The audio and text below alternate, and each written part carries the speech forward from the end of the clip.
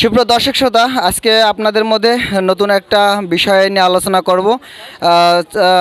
একটা বৃদ্ধ যে চাচা, ওনাকে নিয়ে আমি এই প্রচণ্ড গরমের মধ্যে আমি এলাকে কথাবার্তা বলবো। তা আপনারা দেখুন ভিডিওটা।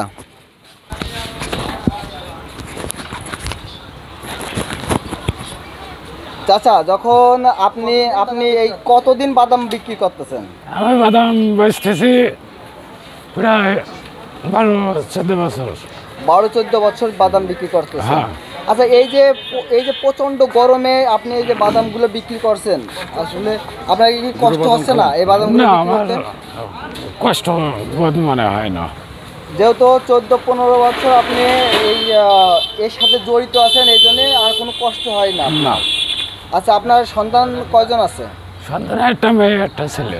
একটা মেয়ে, একটা ছেলে। মেয়েটাকে মানে বিয়ে সাথে দিয়ে দিচ্ছেন? হ্যাঁ, বিয়ে দিয়ে দিয়েছে। যাক, ধন্যবাদ জানাই।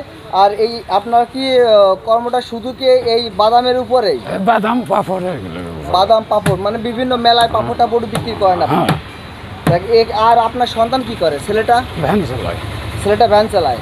এখন আপনারা কি সবাই একসঙ্গেই একসাথে রয়েছেন? তো আপনার বাসাটা কোথায় আছে? বাসা শোলকুমা ঝাউদিয়া। শোলকুপা ঝাউদিয়া। দেখ চাষা, বাসা শোলকুপা ঝাউদিয়া।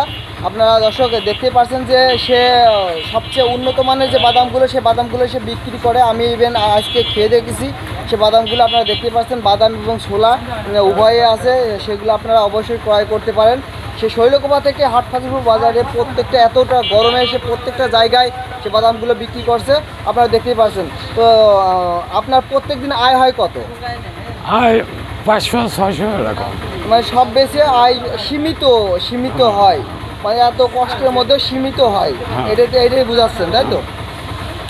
যাকে আমি দোয়া করি চাচা আপনার জন্য, অবশ্যই যে আপনার জন্য দোয়া করি অবশ্যই, যাতে আপনি ভালো মানের বাদামগুলো বিক্রি করতে পারেন এবং সবসময় ভালো মানের বাদামগুলো রাখবেন এবং দর্শককে বাদামগুলো দেবেন। যেহেতু আপনি হাটফাজিপুর বাজারে অনেক দিন যাবত আইছেন, এখানে সবাই আপনাকে চেনে জানে।